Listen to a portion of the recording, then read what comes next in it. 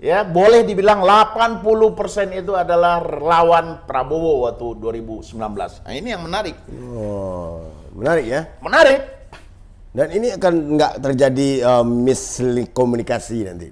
Oh tidak, saya juga tanya kenapa pindah menjadi ya dulu awak lah menyumbang awak lah pakai plastik aswe, nyumbang piti segala macam, kironya nyo Kak Jokowi jo gitu misalnya. Ini itu jadi masalah bagi masyarakat Minang. Oh.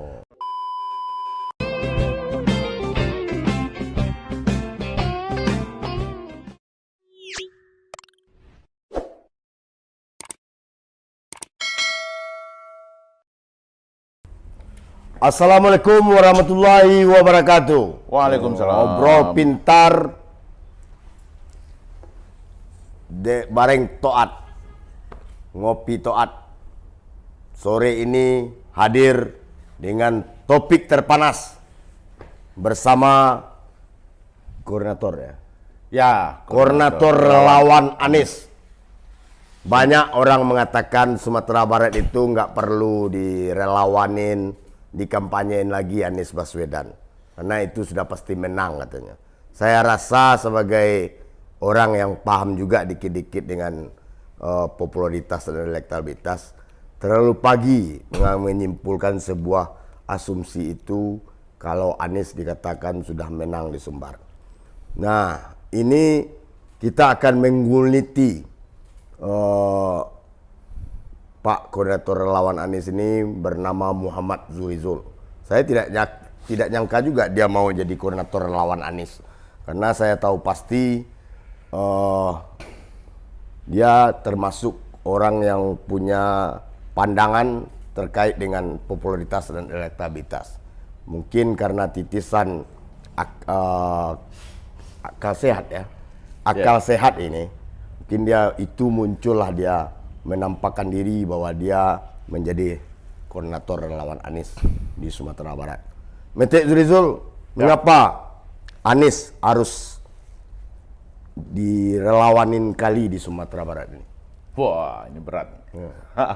Saya kira sangat banyak muncul relawan Anies ini, tapi dengan kemunculan Mete Zurizul sebagai relawan Anies Sumatera Barat, saya ini menjadi bertanya ini, apakah Anies akan kalah di Sumatera Barat atau akan menang? Gitu?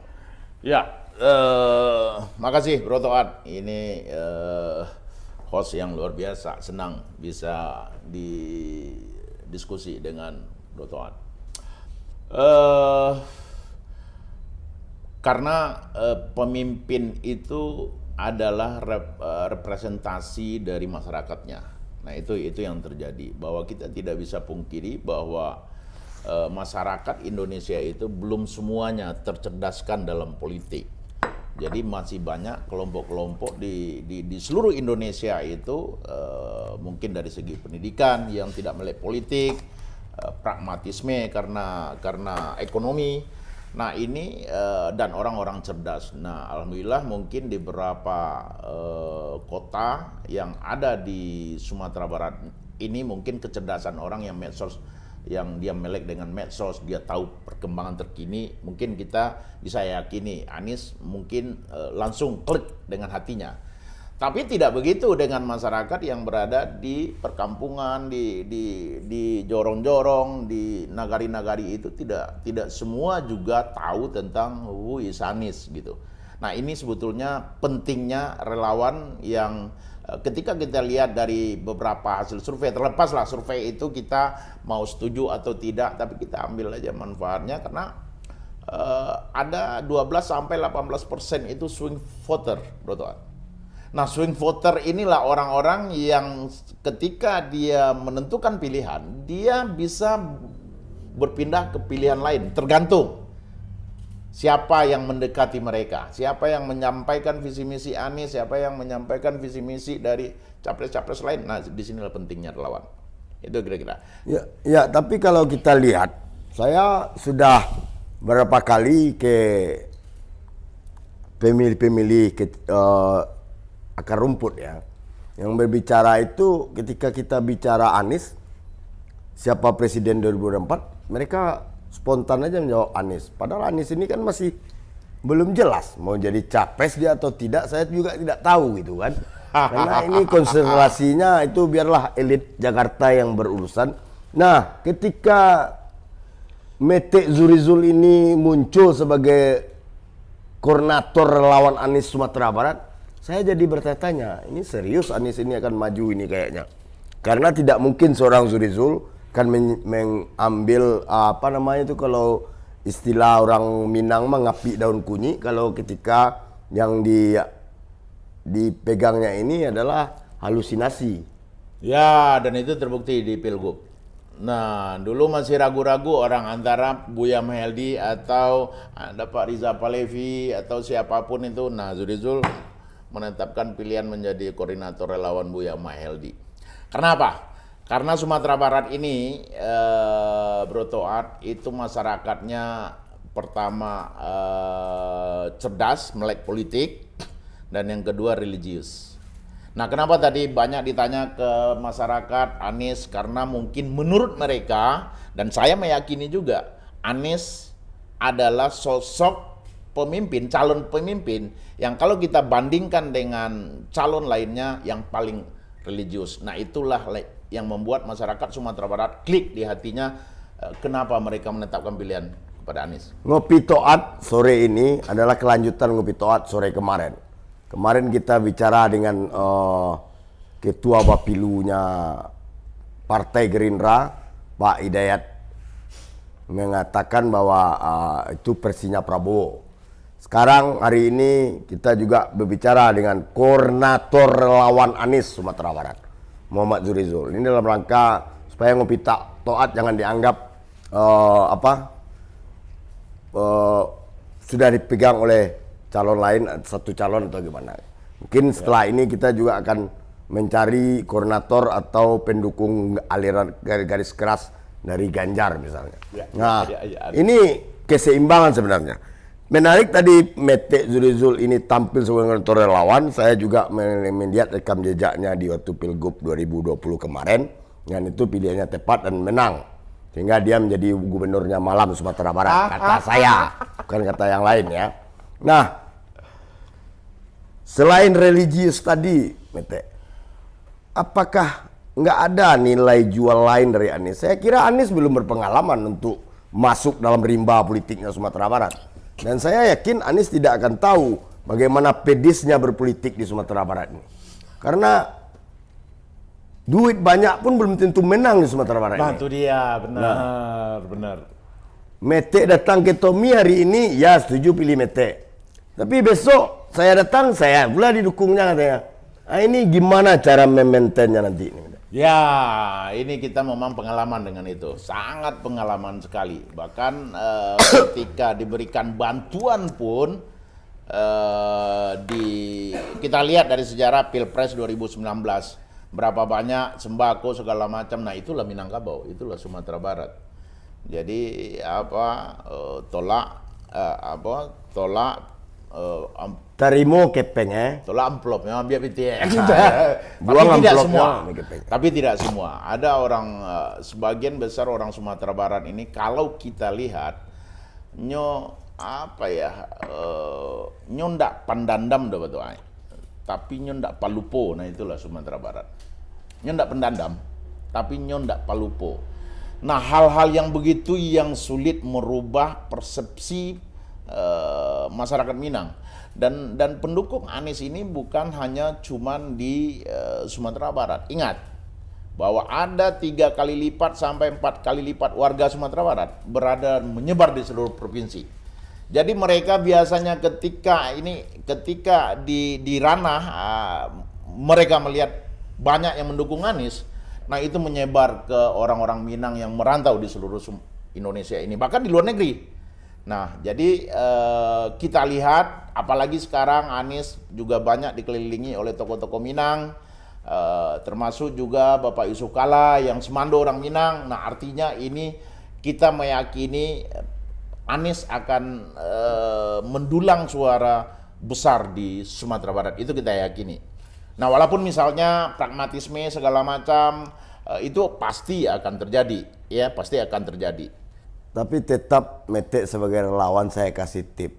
harus kerja keras, harus bakar uang untuk memenangkan Anies di Sumatera Barat. Karena 2019 itu Sumatera Barat adalah Prabowo punya. Ya, benar. Itu Merubah mindset dari Prabowo ke Anies itu butuh finansial yang besar tuh Mete. betul. Tidak bisa asal cuap-cuap aja. Ya, benar. Tapi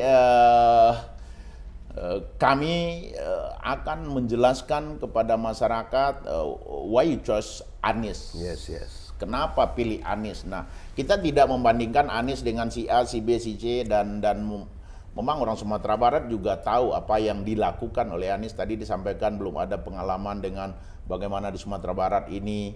Tapi hati orang Sumatera Barat itu sulit ketika dia diberikan informasi yang clear tentang Anies. Tapi kalau ini tidak disampaikan ke simpul-simpul jaringan yang ada di Sumatera Barat, apa yang Bro Toat tadi sampaikan bisa terjadi. Nah, inilah perannya dari relawan itu tadi. Nah, jika kita berandai-andai nih, saya perlu analisa Mete sebagai koordinator relawan nih. Berandai-andai 3 pasang ini oke sampai pendaftaran.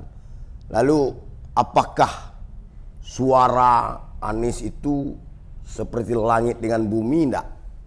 Seperti yang dihasilkan oleh Prabowo 2019 dulu. Ya, kalau relawan, mak-mak dan semua yang kita bangun simpul-simpul yang hari ini kita sudah masuk ke simpul-simpul relawan, kita meyakini bahwa aksesibilitas penerimaan Anies itu sangat besar di Sumatera Barat. Nah, tinggal lagi bagaimana ini kan seluruh relawan atau pendukung-pendukung kan juga mempengaruhi masyarakat. Nah, cuman kelebihannya masyarakat ini ketika tingkat kecerdasan orang Minangkabau itu diakui. Tapi ketika hanya satu pihak menginformasikan, nah tentu mereka memilih yang satu pihak. Nah, makanya di sini peran relawan itu ya menjelaskan tentang siapa Anies, apa beda dia, kelebihan dia dengan calon lain, apa yang akan membawa Indonesia ke depan seperti apa, sejarahnya Anies itu apa, bahwa orang tuanya pahlawan, itu harus dijelaskan kepada seluruh masyarakat, dan apa saja yang dibuatnya, pendidikannya seperti apa. Karena orang Sumatera Barat itu masih ya, kenapa Pak Amin Rais dulu ada di hati masyarakat, karena dia melihat religius, dia seorang profesor, sama dengan Anies sekarang. Nah, itu sangat dekat di hati masyarakat Minangkabau. Nah, mudah-mudahan dengan sosok Anies ini yang boleh dikatakan berada, dia bukan orang kiri, bukan orang kanan, tapi dia orang tengah yang paling pas untuk Indonesia hari ini, menghindari perpecahan Indonesia, dan orang Minang sampai ke situ berpikir bahwa inilah yang akan bagus membawa Indonesia ke depan. Nah, bahwa tidak bisa dipungkiri bahwa Minangkabau ini, pikiran Minangkabau itu yang membawa Indonesia itu. Sebegitu kuatnya Mete dengan sosok Anies Baswedan ini di Sumatera Barat. Tapi sorry ya, belum nendang itu di semua survei-survei. Anies Baswedan masih nomor 3, di bawah Ganjar, di bawah Prabowo, kadang di bawah Prabowo, bawah Ganjar. Nah, sekarang kan mematri 3 besar, nomor 3 itu. Ya. Apakah ini tidak menjadi beban bagi Mete sebagai ketua koordinator relawan Anies ini? Sama. Dulu Pilgub juga Buya Maeldi selalu nomor 3. Nah, biasanya memang orang-orang yang karena orang-orang yang dari segi finansial sedikit, dari segi apapun sedikit, selalu ditempatkan di survei itu selalu kalah. Tapi tidak apa-apa. Kemarin Ngopi Toat dengan ketua Bapilunya Demokrat mengklaim Prabowo masih menang di Sumbar. Ya. Nah, hari ini dengan koordinator relawan Anies Sumatera Barat, Anies menang telak dari Prabowo. Benar tuh? Itu mungkin karena belum diputuskan siapa ketua relawan Anies di Sumbar, itu aja. Enggak, Mete menganggap Anies pilpresnya besok misalnya menang telak dari Prabowo atau gimana? Oh, jelas. Kita berusaha. Ya, kita berusaha untuk. Enggak beda-beda tipis. Hah? Enggak beda-beda tipis. Oh, target kita lebih. Target kita lebih. Tergantung bagaimana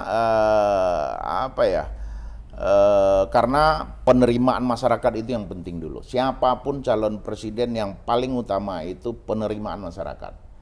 Nah, setelah penerimaan masyarakat ada, itu tinggal hanya sekali lagi kita sampaikan, meyakinkan mereka, dan seolah Anies akan leading di Sumbar. Saya Kita yakin kalau ikut alur, apalagi ketua relawannya Zurizul kan? ya, kalau ikut alurnya Pak Zurizul ini, saya kira sangat mudah sekali meraih suara pemilih Sumatera Barat. Kalau cara seperti itu aja, hanya dengan religius dan kesemarannya. Sementara Anies sendiri untuk Sumatera Barat apa sih cawe-cawenya?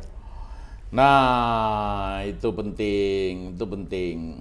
Tapi begini, orang Sumatera Barat itu tidak bodoh. Atau karena Pak Prabowo pindah ke pemerintahan enggak? Oh bukan, ini juga karena orang Minang ini kan ada, apalagi di Jakarta itu banyak. Ya mereka tahu. Oh, ini sapor informasi dari rantau ke ranah ini. Itu juga mempengaruhi. Karena di sekitar orang Anies itu banyak perantau-perantau Minang. Ya.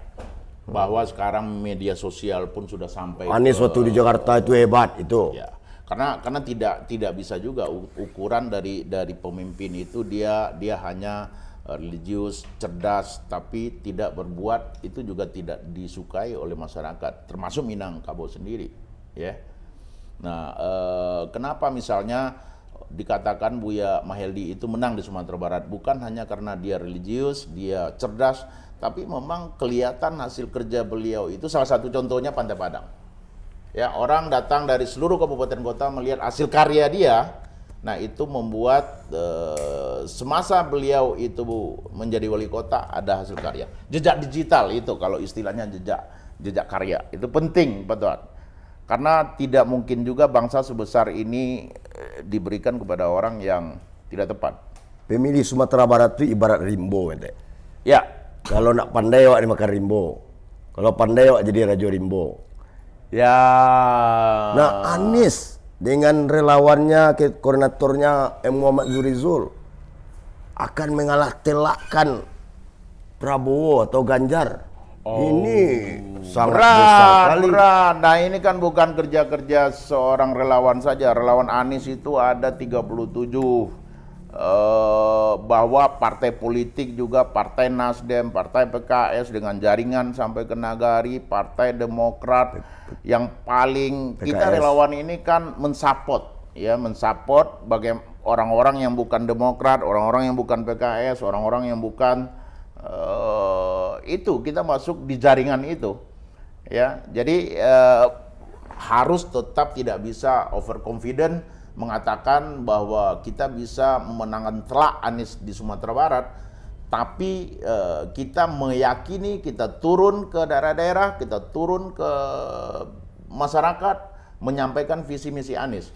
Tidak bisa diklaim bahwa hari ini Anies akan menang di Sumatera Barat, itu juga tidak bisa. Tapi kita akan berusaha mewujudkan itu menjadi panggilan sejarah, menjadi catatan bahwa di masa kampanye 2024 Anies mempunyai suara yang paling tinggi di Sumatera Barat.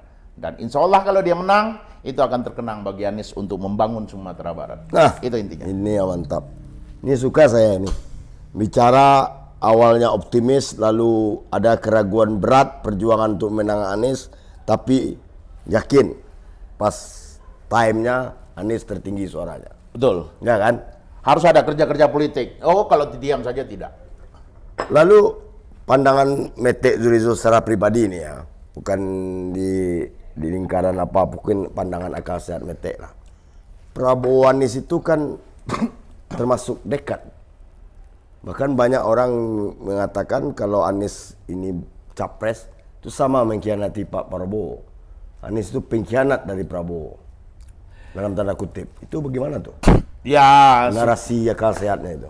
ya sebetulnya itu kan ketika dia gubernur di Jakarta, ya, bahwa dia tidak mau maju seperti Pak Jokowi yang 2 tahun menjadi gubernur langsung menjadi presiden, ya.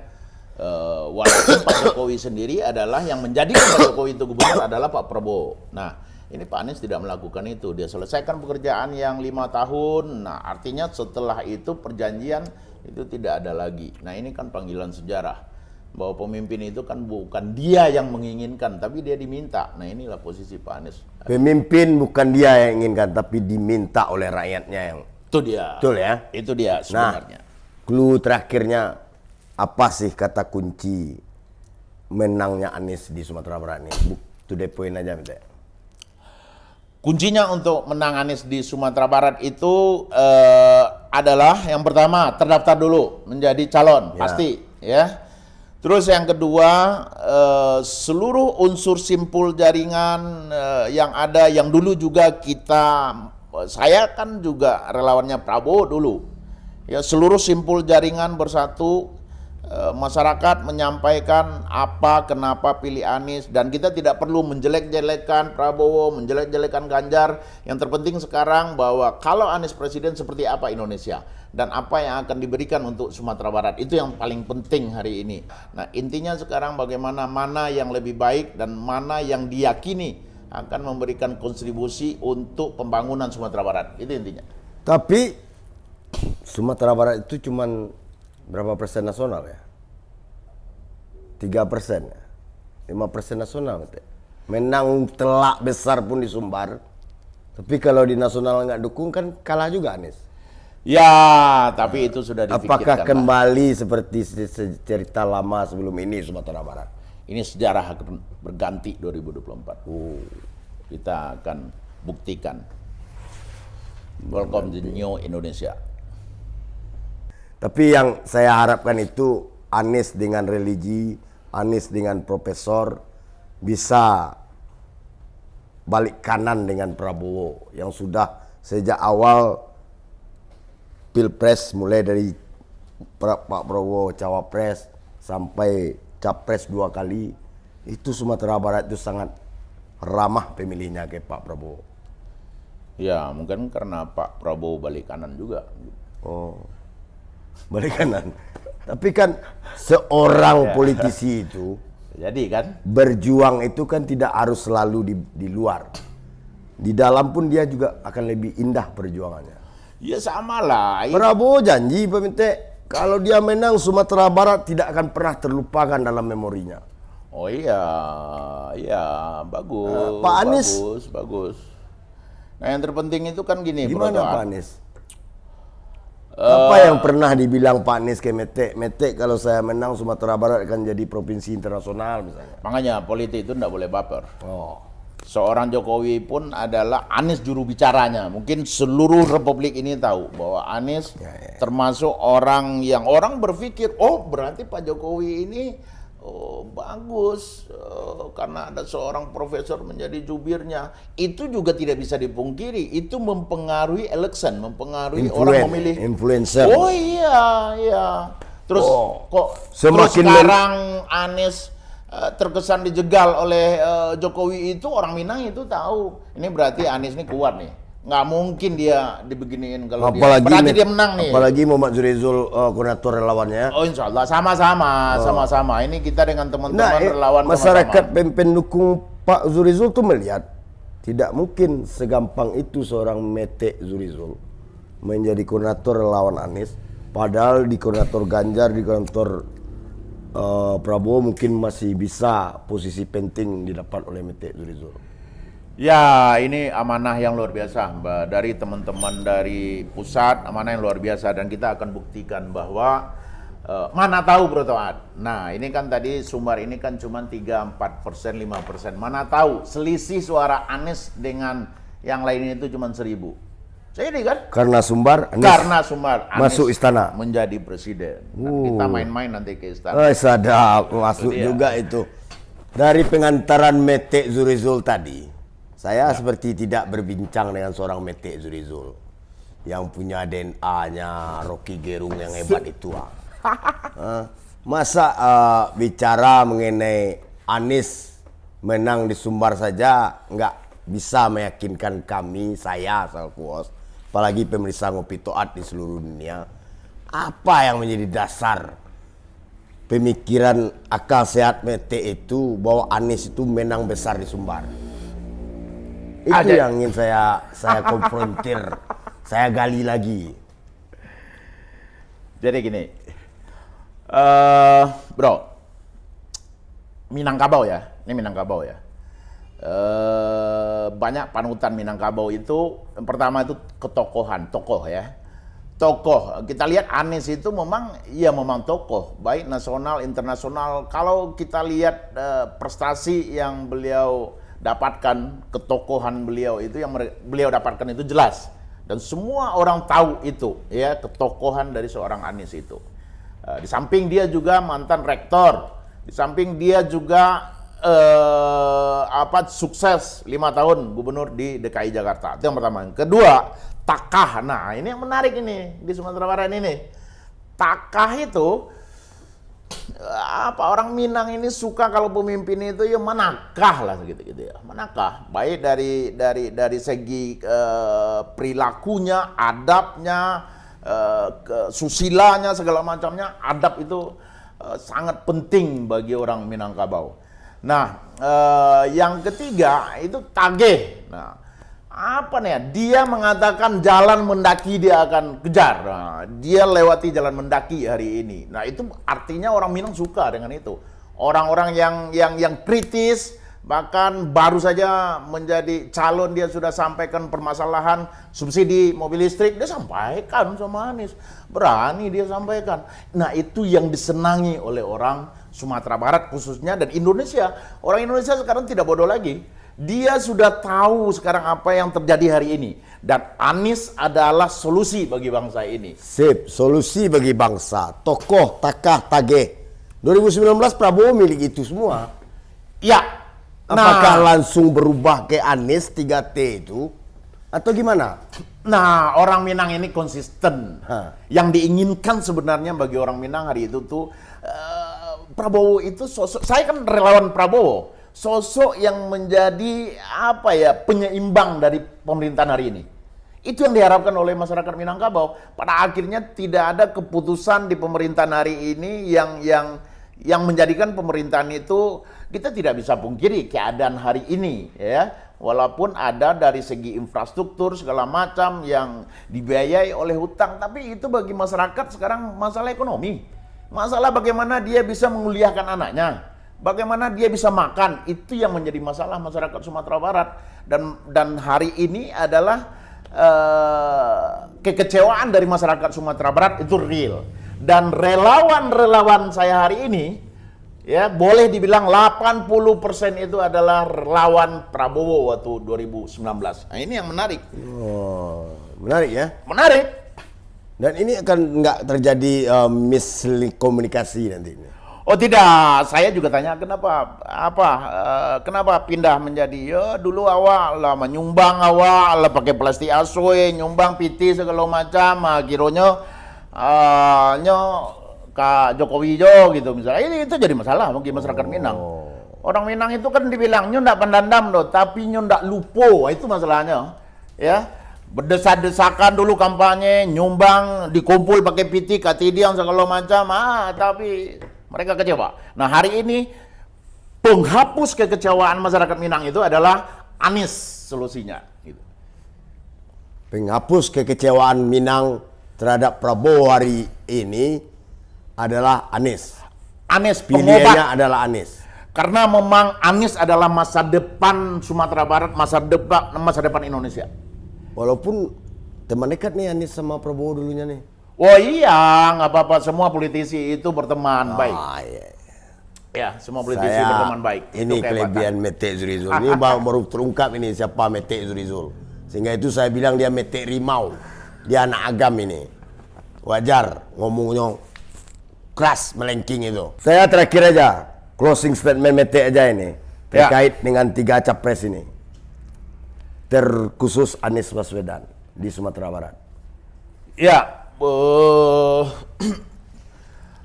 karena memang Indonesia itu negara yang besar, apalagi untuk dengan berbagai macam budaya, agama, dan Anies sudah membuktikan di Jakarta sebagai replika dari Indonesia. Dan beliau membuktikan bahwa dia seorang dia tidak seorang nasionalis, tidak politik identitas. Oh, jelas tidak, itu jelas tidak, dan mungkin itu banyak bukti-buktinya. Itu penting ya. bahwa pemimpin yang seperti inilah yang membuat Indonesia ini aman. Itu penting dulu, aman, nyaman, dan kita go ahead ke depan, memandang masa depan, menjadikan generasi emas Indonesia. Itu yang pertama. Yang kedua, untuk Sumatera Barat. Untuk Sumatera Barat, bahwa banyak pejuang-pejuang nasional, pahlawan nasional dari Sumatera Barat, dan orang tuanya Anies juga bagian dari pahlawan yang ditetapkan oleh pemerintah. Dan ini orang Sumatera Barat sudah banyak yang tahu. Nah, ini kita meyakini itu. Nah, yang ketiga, bahwa Sumatera Barat memang sedikit, 5-3%, tapi ingat bahwa tokoh-tokoh Sumatera Barat yang berada di seluruh Indonesia bahkan di dunia, nah itu juga mempengaruhi perpolitikan nasional. Ini penting bahwa Anies mudah-mudahan ke depan, mudah-mudahan dalam election nanti di 14 Februari 2024, bahwa masyarakat bersama-sama bahwa satu suara itu sangat menentukan untuk bangsa ini ke depan. Itu yang paling penting, Bro Toat. Kita berdoa apapun yang terbaik, tapi intinya semua keputusan itu adalah dari atas. Iya. Yang penting itu Anies, Prabowo sudah ada di Ngopi Toat. Tinggal menunggu pendukung Ganjarnya. Dan saya yakin Pilpres 2024 besok ini di Sumatera Barat ini cair. Tidak complang jauh seperti 2019. Ya, target kita 80%. Kalau Sumatera Barat itu complang nama itu, Bete. Kalau kita ingin berharap, karena apapun yang terjadi, yang dilihat nasional itu kan sumbangsi suaranya ke presiden berapa. Kita nggak mau ikut-ikut itu, karena saya melihat salah satu kehebatan orang Minang ini dalam melihat ke depan, alun takile lata kalam. Ya. Alun batan dia orang lah jale pemenang. Ya. Masa harus tagak nang kalah terus Ya. Karena itulah adanya ketakutan dari beberapa tokoh politik ini untuk bagaimana Anies ini tidak maju. Karena sesungguhnya mereka tahu bahwa 18 swing voter itu bisa berpindah. Itu yang ditakutkan hari ini. Siap. Mungkin itu kita akhiri Ngopi Toat bicara tentang Anies menang di Sumatera Barat, versinya koordinator lawan Anies Sumatera Barat Muhammad Zurizul. Selamat malam. Assalamualaikum warahmatullahi wabarakatuh. Terima kasih. Waalaikumsalam warahmatullahi wabarakatuh.